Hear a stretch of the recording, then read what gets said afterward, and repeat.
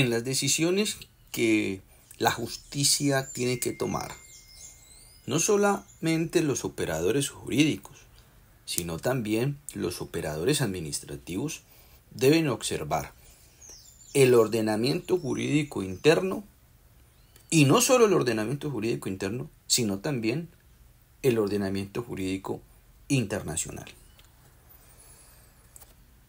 Con mucha atención, el ordenamiento jurídico internacional relativo a derechos humanos, los tratados internacionales sobre derechos humanos. Es un deber. Ese deber surge en razón al control de convencionalidad. Quiero referirme a un artículo de la Convención Americana sobre Derechos Humanos, que es de gran importancia. Es el artículo 8, que nos habla de las garantías judiciales. Que, como he dicho, las autoridades, el Estado colombiano, debe cumplirlo. Es un deber que tiene de cumplirlo. De cumplir los estándares de protección en el escenario internacional. Artículo 8. Garantías judiciales. ¿Qué involucra este artículo?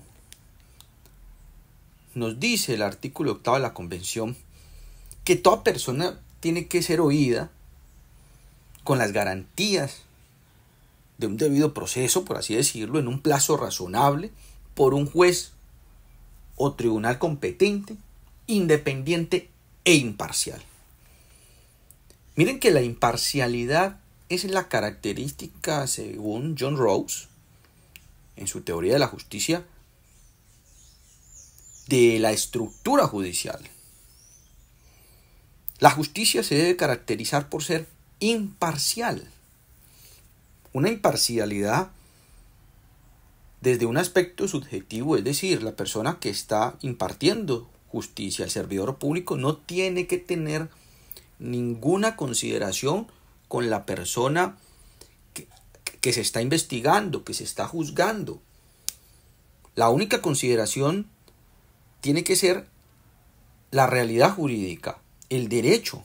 No puede tener ningún afecto, ni ningún odio, porque entonces esa imparcialidad se ve nublada. Y ese sería un criterio de imparcialidad subjetiva. Pero también hay un criterio de imparcialidad objetiva, que involucra que la persona que va a tomar la decisión, ya sea si estamos hablando de una decisión administrativa o de una administración judicial, pues no tenga ningún interés con el objeto de la decisión, con el tema que se va a decidir. Que no, esa decisión que va a tomar no lo vaya a afectar o no le vaya a favorecer, porque si no también está nublada la imparcialidad. Y estoy hablando no solamente en los temas penales, sino en todos los temas que involucren una decisión de parte de cualquier autoridad en el ámbito del derecho. Y entonces ahí debe haber esa imparcialidad con relación al asunto que se va a tomar. Tiene derecho a conocer a su juez natural si se trata de un proceso penal. Tiene derecho a un plazo razonable. Desde luego, una persona no puede estar en una incertidumbre si se trata de un proceso penal que no se defina de manera razonable en las audiencias y en los términos. ¿Por qué? Porque ahí le está generando un daño. Lo mismo pasa si se trata de otro proceso, un proceso administrativo. No es posible que un proceso administrativo tenga una duración de más de 15 años. ¿Será que eso representa en realidad la justicia? ¿Una demora judicial de esa magnitud? No. Y si se trata de un proceso penal, con mayor razón, porque recordemos que en el proceso penal lo que está en juego es la libertad, que es un valor y un principio supremo, un derecho fundamental. Entonces tiene que ser razonable. En términos generales, el artículo 8, en su primera parte, lo que nos está manifestando, y lo ha dicho la Corte Interamericana de Derechos Humanos, es la garantía del debido proceso. Y esa garantía del debido proceso lleva a que la persona sea oída en el juicio. ¿Eso qué significa? ¿Eso qué significa? Que pueda ejercer su derecho de defensa y contradicción. Cuando hablamos de que la persona sea oída, es que el juez va a tener en cuenta a través de la estructura de su defensa lo que va a manifestar esa parte actora con las debidas garantías. Eso no es otra cosa que la garantía del debido proceso y de la mano con el debido proceso la garantía del derecho de defensa y contradicción dentro de un juicio penal. Pero que garantías judiciales nos llevan a hablar no solamente del juicio penal, sino de todos los procesos, tanto judiciales como administrativos, que pueda adelantar una entidad, la cual debe garantizar esa estructura mínima del debido proceso, que enaltezca el derecho de defensa de contradicción. Muy bien. Nos habla, además, ese artículo que toda persona inculpada en un delito se le presume la inocencia. Solamente con una sentencia condenatoria en firme en la cual no proceda ningún recurso, se desvirtúa la presunción de inocencia. No en la imputación, no en la acusación, no en el juicio. Solamente con una sentencia en firme, ni siquiera con la sentencia de primera instancia, porque si es apelada, pues todavía no se ha desvirtuado esa presunción de inocencia. Y eso se debe resaltar y debe quedar en la conciencia colectiva para que las personas que están siendo investigadas, pues se les respete ese derecho. Especialmente los medios de comunicación, que hay veces uno siente que a pesar de que se utiliza el calificativo de presuntamente, pero es tanta la insistencia que puede generar en la idea colectiva ya una sentencia condenatoria y un reproche social, porque recordemos que la condena tiene un reproche social evidente y genera una afectación a la consideración del individuo en el aspecto social. Entonces es muy importante tener esa idea fundamental de la presunción de inocencia, solamente cuando está la sentencia en firme. Y dentro del proceso debe existir una igualdad y la garantía, una garantía mínima que se enfocan a que el inculpado pueda ser asistido si no maneja el idioma por un intérprete. Si se trata de un extranjero, por ejemplo, que no maneje el idioma español, pues tiene que darle el Estado la posibilidad de que haya un intérprete que le dé a conocer lo que se está hablando en el proceso. Se le debe comunicar de manera previa la acusación que se le formula. Por eso, en un proceso penal se empieza con una imputación, donde se le da a conocer los delitos que se le están imputando. Luego, en esa investigación dará una acusación. Y el acusado debe tener el tiempo necesario para preparar su defensa. Por eso hay unos tiempos razonables entre una audiencia y otra para que el imputado, luego acusado, pues tenga los elementos de tiempo necesarios para poder organizar su defensa con su abogado. Puede defenderse de manera personal, desde luego asistido siempre en el proceso penal con un abogado, pero digamos en un proceso disciplinario puede asumir su propia defensa o estar acompañado de un estudiante de consultorio jurídico y se le escucha los argumentos que quiera manifestar en las diferentes etapas procesales en el momento adecuado, en el proceso penal junto con su abogado. que esa es una garantía judicial mínima. Si la persona no tiene para pagar un abogado, el Estado le debe brindar la oportunidad de tener un abogado de oficio del sistema de la Defensoría del Pueblo. Un defensor de oficio que lo nombrará el Estado. En ningún caso podrá adelantarse a audiencias sin que tenga el acusado, el investigado, su abogado de cabecera. Y una muy especialmente, desde luego que, como garantía del derecho de defensa y contradicción, la persona tiene la posibilidad de interrogar y contrainterrogar a los testigos del cargo ante el tribunal, a obtener la comparecencia de los testigos, de los peritos, de todas las personas que estén a favor o en contra de él. Porque una vez escucha el interrogatorio, pues puede haber un contrainterrogatorio. Y eso es fundamental, debe conocer quién es la persona, el testigo. No puede ser un testigo clandestino. Se le debe garantizar el derecho a no declarar contra sí mismo, ni a declararse culpable, si no están los elementos de convicción necesarios para ese fin. Tiene derecho a recurrir el fallo, una primera instancia, una segunda instancia. Hay recurso de casación en Colombia. La confesión del inculpado solamente es válida si se verifica que no hay coacción de ninguna naturaleza. Si hay coacción de parte de alguna autoridad, pues entonces ahí estamos en presencia de una nulidad. El inculpado que sea absuelto por una sentencia en firme no podrá ser sometido a un nuevo juicio por los mismos hechos. Ahí estamos nosotros hablando del principio de not bis in idem. Nadie puede ser juzgado dos veces por la misma causa. Ese principio también es de resorte administrativo, no solo el derecho penal, sino también el tema sancionatorio administrativo, el tema disciplinario, todo lo que involucra una sanción. Por un mismo hecho no le pueden imponer doble sanción.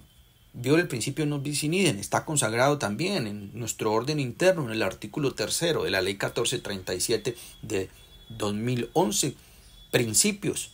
Dentro del principio del debido proceso se habla del non bis in idem y el non reformatio impegius en ese artículo que he mencionado. El proceso penal debe ser público, salvo pues que tenga algún tipo de reserva que también tendrá que estar motivada. Público es que las personas conozcan las actuaciones que se están realizando.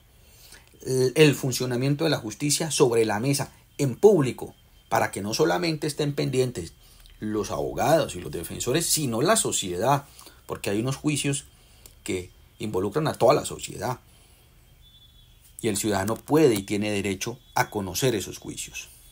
Entonces nosotros aquí encontramos unas garantías judiciales mínimas que el Estado colombiano debe observar y que los ciudadanos y que los administradores de justicia, los operadores jurídicos y los operadores administrativos, la administración pública en todo su esplendor, las entidades del Estado deben garantizar en los procesos y en la toma de decisiones.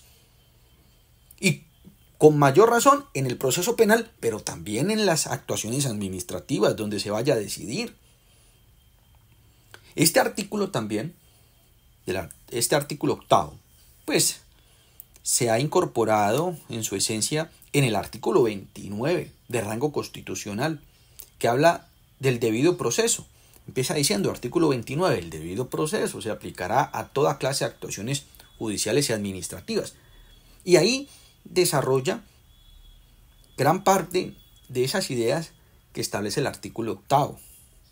Pero no solamente en el artículo 29 de la Constitución Política está, sino también que la Ley 16 de 1972 incorporó de manera precisa la Convención Americana sobre Derechos Humanos, el Pacto de San José de Costa Rica, que es de 1969. El Estado colombiano lo suscribió, lo aprobó,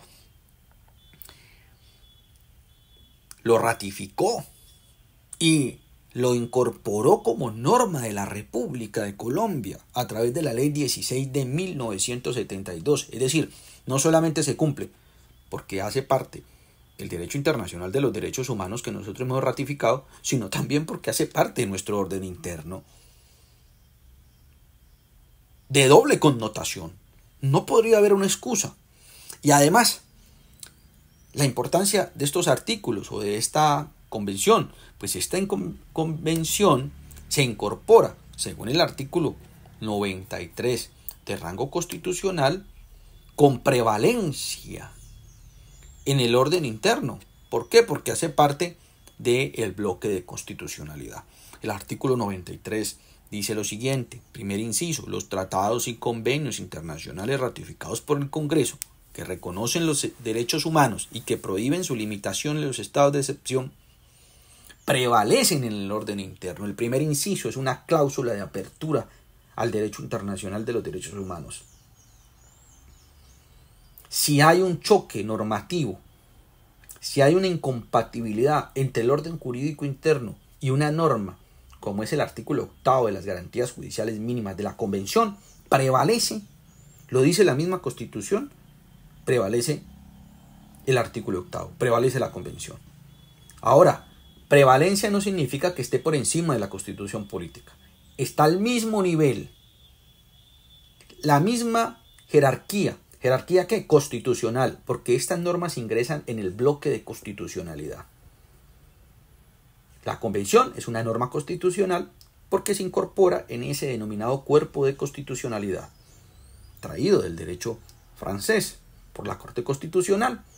Están en la misma jerarquía. Ahora, muy bien, si se presenta una incompatibilidad, incluso en la misma jerarquía constitucional, hay una prevalencia. Y lo dice el artículo 93, es decir, se resuelve a través de la prevalencia que está en la misma jerarquía. Porque prevalencia no es igual a jerarquía. Y entonces la prevalencia dice, aplíqueme el Tratado Internacional sobre Derechos Humanos si hay una incompatibilidad. Ahora, si hay una incompatibilidad con una ley, con un decreto, pues más sencillo aún, porque se aplica la Constitución política y el tratado hace parte de la Constitución política, artículo 4 de supremacía constitucional. Y más allá, el control de convencionalidad que tiene sus orígenes en el 2006, en la Corte Interamericana de Derechos Humanos, y que Colombia, en el caso Almonacid, Arellanos y otros, versus Chile, de 2006, y que Colombia ha venido incorporando en su jurisprudencia, muy especialmente el Consejo de Estado, pero eso hace parte del bloque de constitucionalidad, y que surge en razón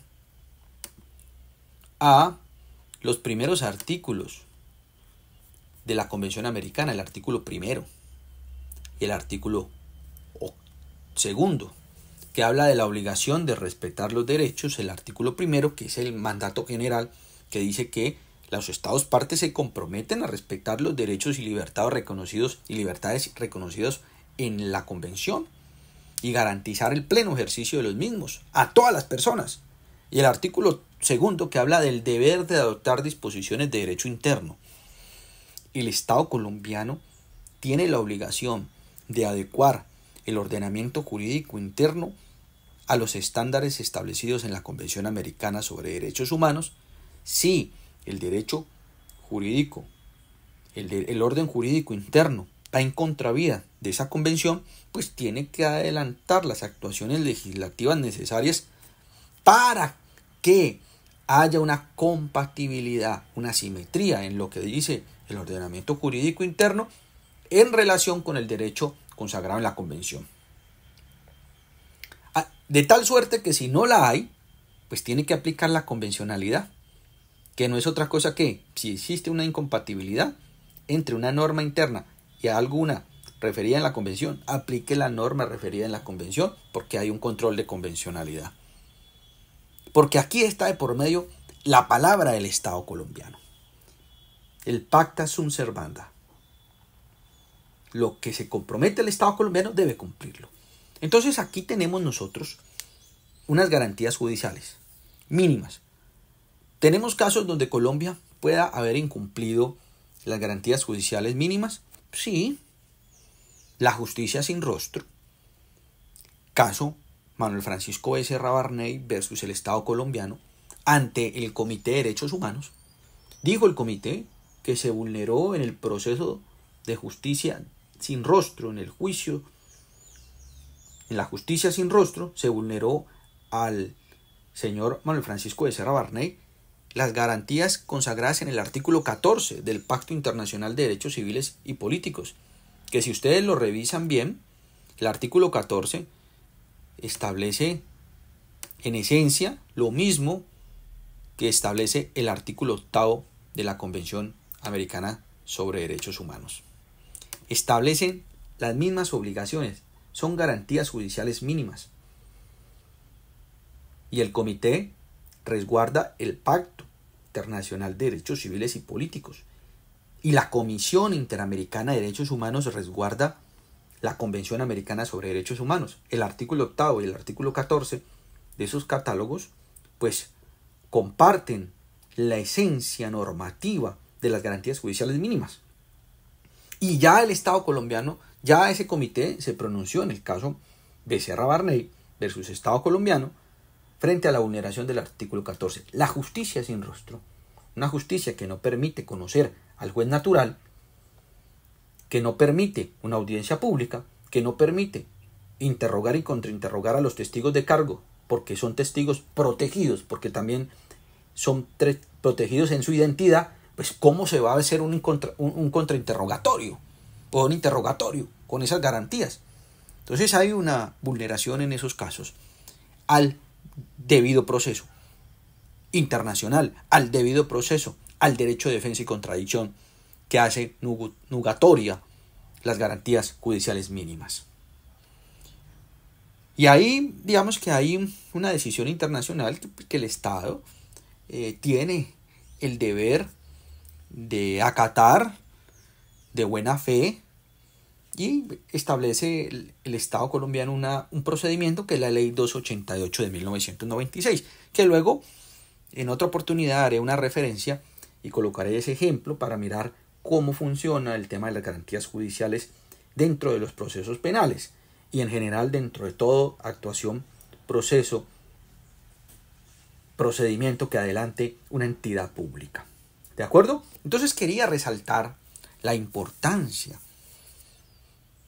de la convencionalidad, la importancia de la Convención Americana sobre Derechos Humanos, de las normas específicas, en este caso del artículo 8 sobre las garantías judiciales. Quería compartirles a todos ustedes estas ideas que sirven para estudiar ese derecho internacional de los derechos humanos, que es un derecho que tiene un impacto en nuestro orden jurídico interno, porque recordemos que la Constitución política es de amplia apertura hacia el derecho internacional, muy especialmente de los derechos humanos. Es una Constitución que aboca la garantía y protección de los derechos. ¿De acuerdo? Muchas gracias por haberme escuchado.